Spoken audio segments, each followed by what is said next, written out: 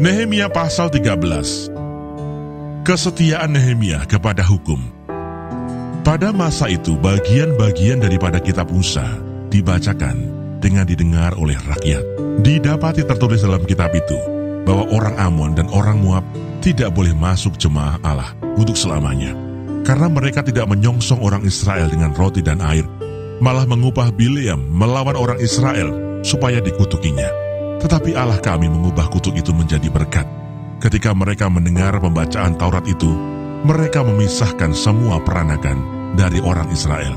Tetapi sebelum masa itu, Imam Eliasib yang diangkat untuk mengawasi bilik-bilik rumah Allah kami dan yang mempunyai hubungan erat dengan Tobia, menyediakan sebuah bilik besar bagi Tobia itu. Sebelumnya orang membawa ke bilik itu korban sajian, kemenyan, perkakas-perkakas, dan persembahan persepuluhan daripada gandum, anggur, dan minyak yang menjadi hak orang-orang Lewi, para penyanyi dan para penunggu pintu gerbang, dan persembahan khusus bagi para imam. Ketika peristiwa itu terjadi, aku tidak ada di Yerusalem, karena pada tahun ke-32 pemerintahan Artasasta, Raja Babel, aku pergi menghadap raja. Tetapi sesudah beberapa waktu aku minta izin dari raja untuk pergi. Lalu aku tiba di Yerusalem dan melihat kejahatan yang dibuat Eliasib untuk keuntungan Tobia. Sebab bagi Tobia ini telah disediakannya sebuah bilik di pelataran rumah Allah. Aku menjadi sangat kesal, lalu kulempar semua perabot rumah Tobia keluar bilik itu. Kemudian kusuruh tahirkan bilik itu. Sesudah itu kubawa kembali ke sana perkakas-perkakas rumah Allah, korban sajian dan kemenyan.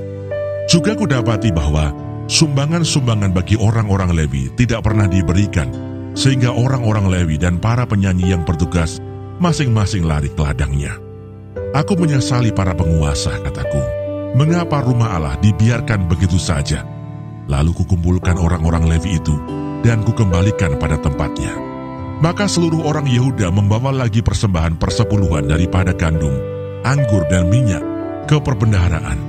Sebagai pengawas-pengawas perbendaharaan, kuangkat Imam Selemia dan Sadok sebagai ahli kitab, dan Pedaya seorang Lewi, sedang Hanan bin Sakur bin Matanya diperbantukan kepada mereka. Karena orang-orang itu dianggap setia, mereka diserahi tugas untuk mengurus pembagian kepada saudara-saudara mereka. Ya Allahku, ingatlah kepadaku karena hal itu, dan janganlah hapuskan segala perbuatan bakti yang telah kulakukan terhadap rumah Allahku dan segala pelayanan di dalamnya. Pada masa itu kulihat di Yehuda orang-orang mengirik, memeras anggur pada hari Sabat. Pula orang-orang yang membawa berkas-berkas gandum dan memuatnya di atas keledai. Juga anggur, buah anggur, dan buah arab, dan pelbagai muatan yang mereka bawa ke Yerusalem pada hari Sabat. Aku memperingatkan mereka ketika mereka menjual bahan-bahan makanan. Juga orang Tirus yang tinggal di situ membawa ikan dan pelbagai barang dagangan dan menjual itu kepada orang-orang Yehuda pada hari Sabat, bahkan di Yerusalem. Lalu aku menyesali pemuka-pemuka orang Yehuda. Kataku kepada mereka, kejahatan apa yang kamu lakukan ini dengan melanggar kekudusan hari Sabat? Bukankah nenek moyangmu telah berbuat demikian, sehingga Allah kita mendatangkan seluruh malapetaka ini atas kita dan atas kota ini? Apakah kamu bermaksud memperbesar murka yang menimpa Israel dengan melanggar kekudusan hari Sabat? Kalau sudah remang-remang di pintu-pintu gerbang Yerusalem menjelang hari Sabat, kusuruh tutup pintu-pintu dan kuperintahkan supaya jangan dibuka sampai lewat hari Sabat. Dan aku tempatkan beberapa orang dari anak buahku di pintu-pintu gerbang, supaya tidak ada muatan yang masuk pada hari Sabat. Tetapi orang-orang yang berdagang dan berjualan rupa-rupa barang itu, kemudian bermalam juga di luar tembok Yerusalem 1-2 kali. Lalu aku memperingatkan mereka, kataku, mengapa kamu bermalam di depan tembok? Kalau kamu berbuat itu sekali lagi, akan kukenakan tanganku kepadamu. Sejak waktu itu, mereka tidak datang lagi pada hari Sabat. Juga kusuruh orang-orang Lewi mentahirkan dirinya dan datang menjaga pintu-pintu gerbang untuk menguduskan hari Sabat. Ya Allahku, ingatlah kepadaku juga karena hal itu dan sayangilah aku menurut kasih setiamu yang besar. Pada masa itu juga kulihat bahwa beberapa orang Yahudi memperistri perempuan-perempuan Asdod, perempuan-perempuan Amon, atau perempuan-perempuan Moab.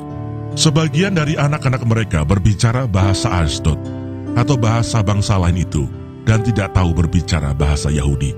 Aku menyesali mereka, kukutuki mereka, dan beberapa orang di antara mereka kupukuli, dan kucabut rambutnya, dan kusuruh mereka bersumpah demi Allah demikian.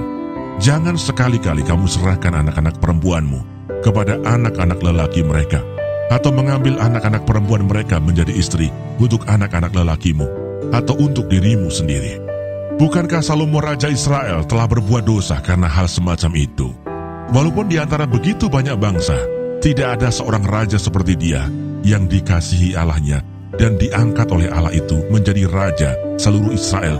Namun dia pun terbawa ke dalam dosa oleh perempuan-perempuan asing itu. Apakah orang harus mendengar bahwa juga kamu berbuat segala kejahatan yang besar itu, yakni berubah setia terhadap Allah kita karena memperistri perempuan-perempuan asing? Seorang dari anak-anak Yoyada bin Eliasib imam besar itu adalah menantu Sanbalat, orang Horoni itu. Oleh sebab itu, kuusir dia daripadaku. Ya Allahku, ingatlah bagaimana mereka mencemarkan jabatan imam, serta perjanjian mengenai para imam dan orang-orang Lewi.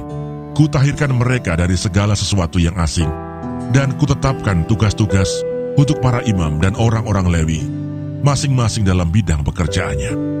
Pula kutetapkan suatu cara untuk menyediakan kayu api pada waktu-waktu tertentu dan untuk hasil-hasil yang pertama. Ya Allahku, ingatlah kepadaku demi kesejahteraanku.